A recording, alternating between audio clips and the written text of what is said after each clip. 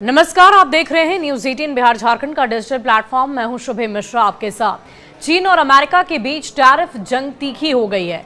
जिस तरह ये बढ़ गई है उससे दोनों देशों के बीच कारोबारी रिश्ते करीब करीब खत्म होते हुए दिख रहे हैं। एक दूसरे पर अमेरिका और चीन ने बेहद ऊंचे टैक्स लगा दिए हैं और इसके बाद दोनों देशों के लिए अपने अपने उत्पादों को एक दूसरे के यहाँ बेच पाना नामुमकिन सा नजर आ रहा है।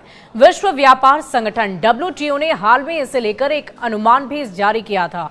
उसने चेतावनी दी कि अमेरिका और चीन के बीच व्यापार तनाव के कारण दोनों देशों के बीच वस्तुओं का व्यापार 80% तक कम होने की आशंका है।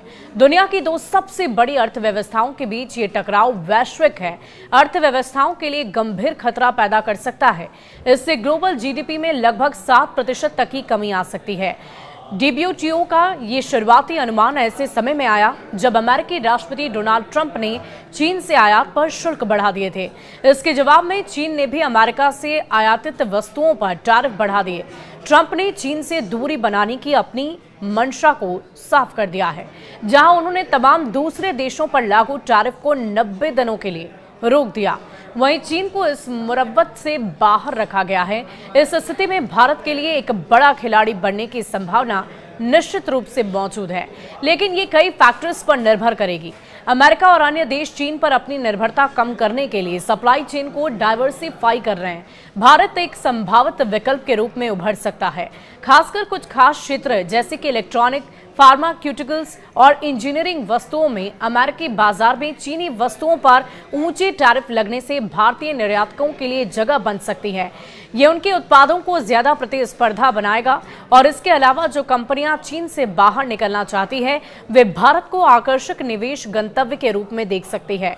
खासकर अगर भारत अपने कारोबारी माहौल और बुनियादी ढांचे में सुधार करता है, भारत एक बड़ा और बढ़ता हुआ घरेलू बाजार भी उसे बाहरी झटकों से कुछ हद तक बचा सकता है। हालांकि भारत के सामने कई चुनौतियां भी हैं। भारत को चीन के पैमाने और दक्षता के साथ प्रतिस्पर्धा करने के लिए अपनी मैन्युफैक्चरिंग क्षमता को काफी हद तक बढ़ाना होगा और इसी के लिए महत्वपूर्ण निवेश, बेहतर बुनियादी ढांचा और कुशल श्रम शक्ति की जरूरत होगी। भारत को अमेरिका और अन्य प्रमुख अर्थव्यवस्थाओं के साथ अनुकूल व्यापार समझौतों पर बातचीत करने की जरूरत होगी ताकि वो नए अवसरों का पूरी तरह से लाभ उठा सके। वियतनाम, मलेशिया, थाईलैंड और मेक्सिको जैसे अन्य देश भी सप्लाई चेन में डाइवर्सिफिकेशन के लाभ उठाने के लिए प्रतिस्पर्धा कर रहे हैं। भारत को इन देशों की तुलना में अधिक आकर्षक बनाना होगा। भारत को अपने रेगुलेटर इंफ्रास्ट्रक्चर को सुव्यवस्थित करने, नौकरशाही बाधाओं को कम करने और भूमि अधिग्रहण जैसे मुद्दों को हल करने की जरूरत होगी ताकि विदेशी निवेश को आकर्षित किया जा सके, साथ ही निर्यात को बढ़ाया जा सके। ये कहना मुश्किल है कि भारत के अलावा और कौन सबसे ज्यादा इसका लाभ उठाएगा। वियतनाम और मैक्सिको पहले से ही कुछ कंपनियों के लिए आकर्षक विकल्प के रूप में उभरे हैं। यूरोपीय संघ और जापान जैसी अन्य विकसित अर्थव्यवस्थाएं भी कुछ क्षेत्रों में लाभ उठा सकती है।